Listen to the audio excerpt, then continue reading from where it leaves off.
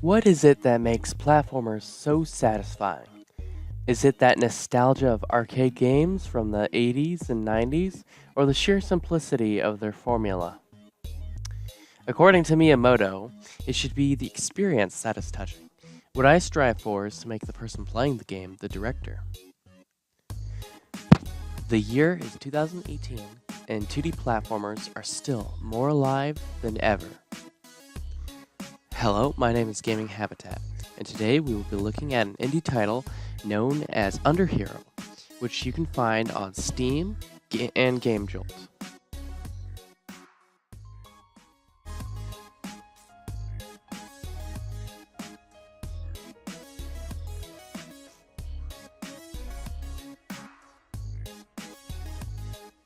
UnderHero is a solid indie game that's truly not about the hero, but an underhero. More specifically, they call him the Masked Kid. However, I will not be including any major plot spoilers because the game has not officially released yet. The game's story is simple but effective. It's Zelda-esque. Its plot even includes its own version of Navi the Fairy, aka Elizabeth IV, giving witty comments and tutorials on how the game's mechanics work. It involves an unlikely hero, a minion, given a very important mission. The players start out in the dungeon of their ultra-egotistical boss. They are given a grand quest, and it's that he must go back and give what was taken from the nature guardians or villains of the story. So, in a sense, it's like a reverse of a normal hero quest, and that's part of what makes this game unique.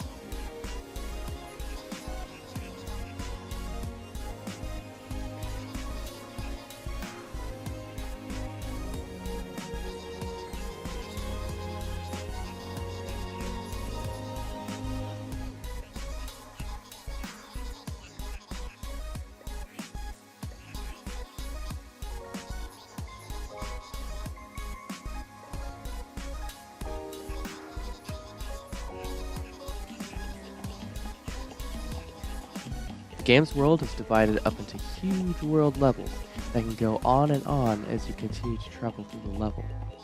The rest of the levels have many mazes which are worth thoroughly exploring, as there are often many hidden coins and useful items. I really wish, though, that the developers would add a minimap feature, as it's easy to see some players getting lost in levels of these sizes. But maybe that's just me.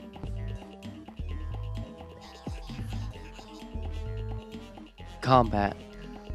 This game's combat's nice. Its turn-based style is rather like a cross between Final Fantasy and Undertale.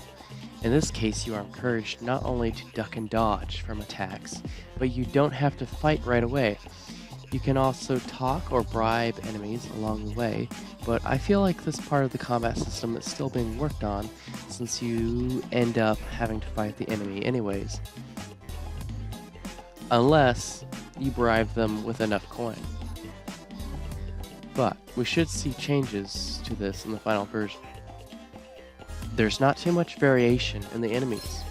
Most of them are just the lizard guys we met earlier in the game. But since this is a demo, I won't be too judgmental about that.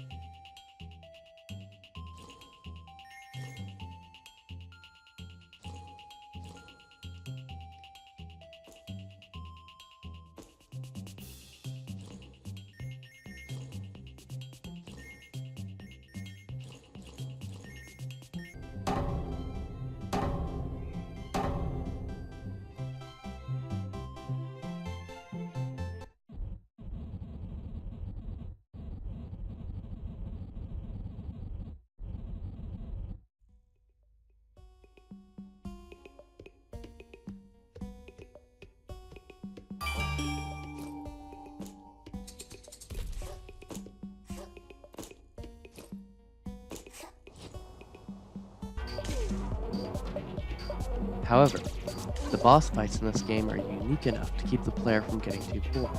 The first boss fight has you entering into a place where giant moths exist, and the music for this boss fight is amazing. I'll let you listen into it.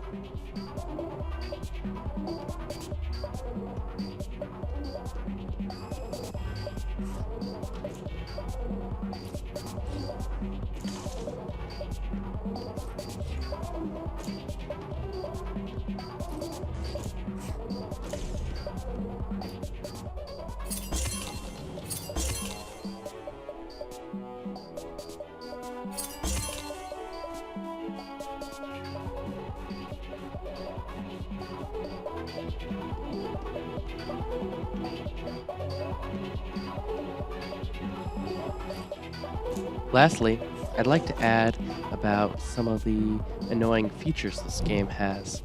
They're not they're not like big things, too big of a issue to worry about, but it's something I think the developers should know about. On some parts of the game, to me, it seemed as if my character couldn't properly get onto some of the ledges, which made it much harder than it should have been for me to get onto higher or lower levels. And in some cases, it just like frustrated me, and I had to put the game down for a moment and take a little break. Other than that, it's a solid indie title, and I can't wait to see its release. Good work, guys. Thank you for watching, and I'll see you back next time.